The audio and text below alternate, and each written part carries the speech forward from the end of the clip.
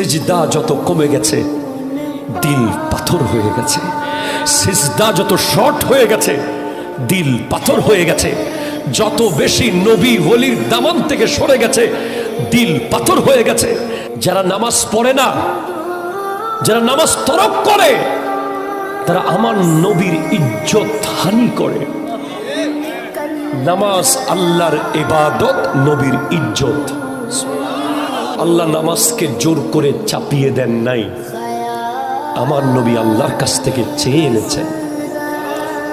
আপনার এত সাহস, আপনি ফজরের নামাজ না পড়ে এখনো দুনিয়াদারি করেন, এত সাহস আপনার, আপনার বুকে এত পাঠা। আপনি কি জানেন নামাজ তরক করার শাস্তি কি? জানেন না।